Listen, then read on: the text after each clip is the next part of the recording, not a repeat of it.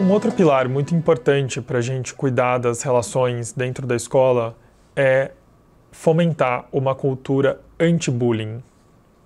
E o que é o bullying, afinal? O bullying ele é um conjunto de ações, verbais ou não verbais, muito específicas contra uma pessoa específica, um alvo específico e muito recorrentes, que fazem com que essa pessoa, o alvo no caso, se sinta diminuído, humilhado, e afastado dos outros.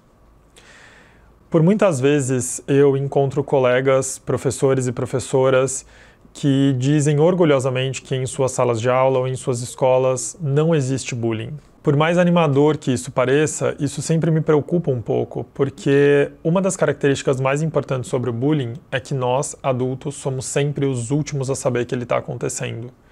Por isso é muito importante ter uma cultura permanente anti-bullying dentro da escola e da sala de aula. Isso significa a gente aceitar que quando a gente souber, às vezes pode ser tarde demais. Então a gente precisa estar sempre de olho nesse aspecto das relações entre os estudantes. Quando a gente pensa no bullying, a gente normalmente pensa em dois agentes principais: o agressor e o alvo. E essa equação, ela não ajuda a gente a entender o bullying como um fenômeno completo e também não ajuda a gente a entender como ele pode ser resolvido.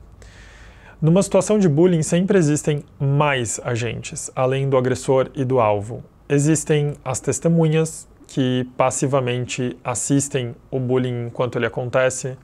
Existem também os seguidores do agressor, né, que seriam os entusiastas dessa violência e que, digamos assim, dão coro para essa ação. Mas a gente também tem os agentes transformadores, que ativamente, de alguma maneira, se mostram contrários a essa situação de bullying. Esses agentes, eles podem fazer isso de uma forma explícita, mas eles também podem fazer isso de uma forma a, por exemplo, fomentar a denúncia daquela situação, juntar um grupo de pessoas que possam cuidar do alvo dessa agressão. Então é muito importante que a gente cuide dessas relações entendendo que existem mais agentes numa situação de bullying e que esse problema ele pode ser resolvido internamente, por meio de equipes de ajuda, por meio da parceria entre os próprios alunos, estudantes. Então a gente pode olhar para isso com uma amplitude maior e, obviamente, fortalecer esses agentes ativos, transformadores, que ajudam a gente a enxergar essas situações e a denunciar abusos que estão acontecendo para além do nosso conhecimento dentro da escola. Um outro pilar importante do cuidado das relações na escola é a comunicação não violenta, ou, como também é conhecida, CNV. Essa abordagem da CNV surgiu na década de 60 nos Estados Unidos, a partir da prática e do estudo de um psicólogo estadunidense, o Marshall Rosenberg, e ele atuava em comunidades vulneráveis nas escolas, promovendo equidade racial, integração racial em contextos de conflito. Para que a gente possa falar sobre conflitos de uma maneira pacífica e positiva, a CNV ela propõe 4 aspectos muito importantes da comunicação. O primeiro deles é a observação, de preferência sem juízo de valor e sem julgamento. O segundo é o sentimento, de preferência de uma maneira incorporada e honesta. Em terceiro lugar, as necessidades e a maneira como elas estão ligadas aos sentimentos. E em quarto e último lugar, o pedido, ou seja, o que nós esperamos do mundo, dos outros, para que a gente possa cuidar dessa necessidade. Esse processo, que parece muito complexo quando falado assim, é na realidade muito simples e a gente já experimentou ele várias vezes nas nossas vidas, ainda que não conscientemente.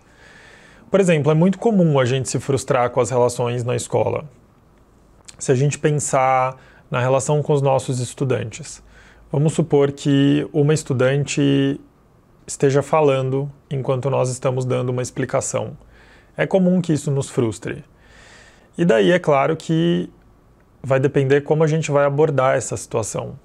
Uma das formas de abordar essa situação, que seria contrária à comunicação não violenta, seria a gente dizer algo como,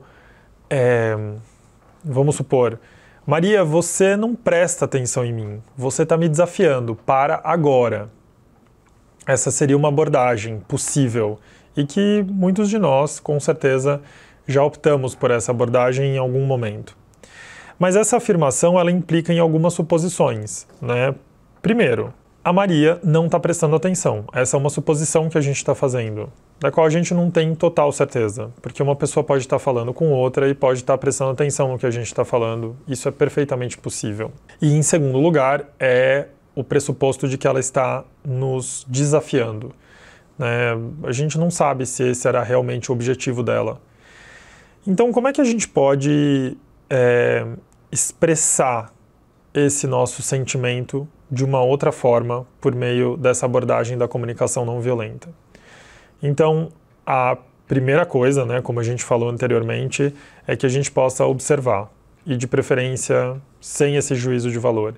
Então, observar puramente qual é o fato, o que está acontecendo.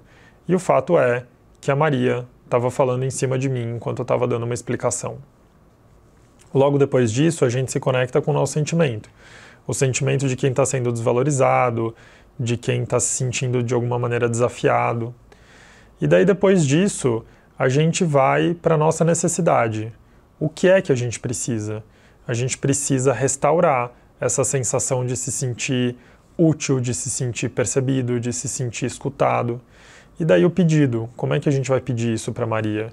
Então, por exemplo, essa fala, ela poderia ser trocada. A gente poderia falar o seguinte: Maria, você estava falando enquanto eu estava explicando, e isso fez com que eu me sentisse ignorado e não ouvido.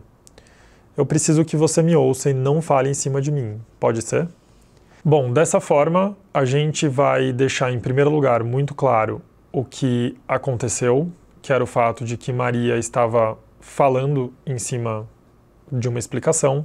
Em segundo lugar, a gente vai deixar muito claro qual é o nosso sentimento, como nós nos sentimos. E em terceiro lugar, a gente vai deixar muito claro qual é a nossa necessidade e qual é o pedido, que é muito importante, porque muitas vezes a gente assume que estudantes sabem exatamente o que a gente espera deles. E isso não é verdade. É preciso deixar explícito qual é o nosso pedido, o que a gente espera do comportamento desse estudante. Isso é bem importante. Ao mesmo tempo, não existe perfeição. É claro que a nossa utopia é que a gente possa usar a comunicação não violenta e esses aspectos dela todas as vezes que a gente tiver um conflito em sala de aula. Mas a gente sabe que nem sempre isso é possível. Existem dias melhores, existem dias piores. O mais importante é que a gente traga cada vez mais consciência para as nossas relações, para a maneira como a gente se relaciona com os nossos pares, com os nossos estudantes. Isso já é suficiente para que a gente consiga melhorar e muito as nossas relações dentro da escola. Bom, aqui então a gente encerra essa aula. A gente falou sobre a necessidade de cuidar das relações e agora a gente vai para uma outra camada, que é o cuidado com as necessidades diversas dentro de uma sala de aula. Vejo vocês nesse próximo encontro.